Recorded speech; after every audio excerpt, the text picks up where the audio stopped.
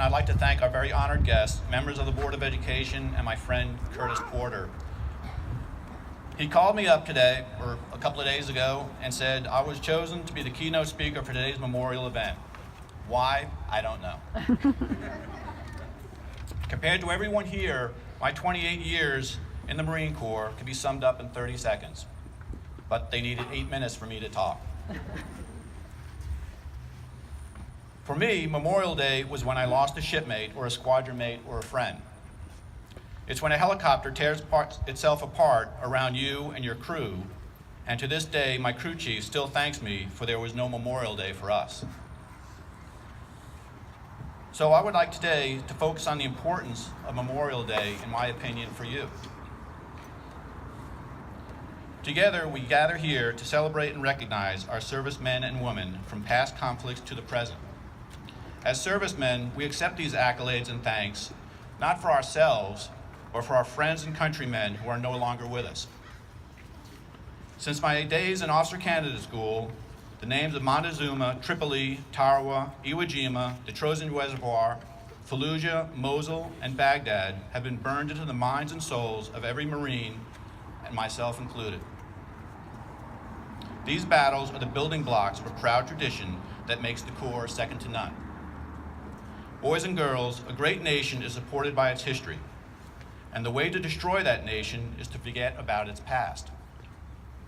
Growing up in the Cold War, my father always warned me that our country would be torn apart from within, for no other country could touch us. If you listen to the news and our politicians today, we are on our way to that very outcome. If Roman Empire fell, nothing guarantees that we will not fall. Before you is a wealth of historical knowledge.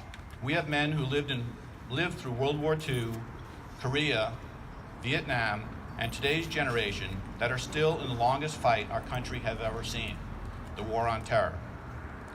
Currently, you have a unique opportunity to ask questions and listen to their stories. I challenge you to pick up a period in our history that interests you. Learn about it, read about it, and ask questions about it. Don't rely on your teachers or the media. Do your own research. Be a part of history this summer. See where history can take you. Know your history. By doing so, you will keep our founding fathers' dream alive.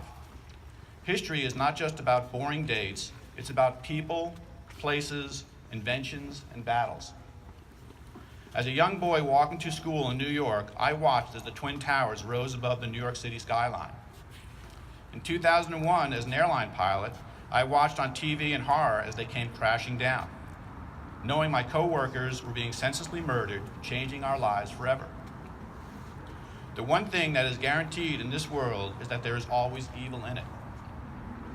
And like a flock of sheep that has a shepherd to watch over and protect it, we will always have young men and women that will answer their nation's call to stand up and protect us against that evil. For by doing that, they become a part of history themselves and are never forgotten. The one question that will always be asked is, where does our country find such brave and dedicated young men and women? They are here. They are in our neighborhoods, our high schools, our colleges. The seeds of patriotism, respect, and love of country are sown today. By our examples, we set the course for future generations to carry the torch of freedom and democracy for all mankind. For without sacrifice, there can be no freedom. The world owes so much to so few, and we are very grateful. I would like to close with a few facts that represent our country that are etched in stone on the Vietnam Memorial. The first known casualty was Richard Fitzgibbon, being killed on June 8, 1956. He is listed with his son, Marine Lance Corporal Richard Fitzgibbon III, who was killed on September 7, 1965. There are 3 sets of fathers and sons on the wall.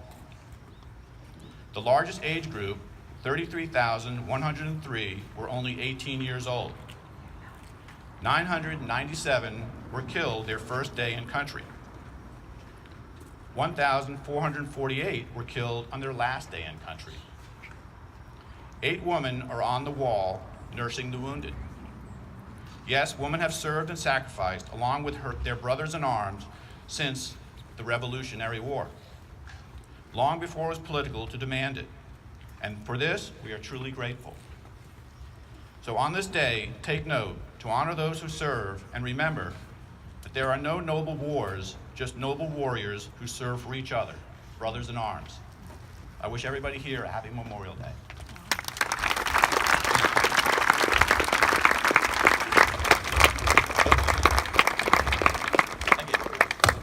Lieutenant Colonel John Gaita, we all appreciate your service and sacrifice and your willingness to spend the time with us here today.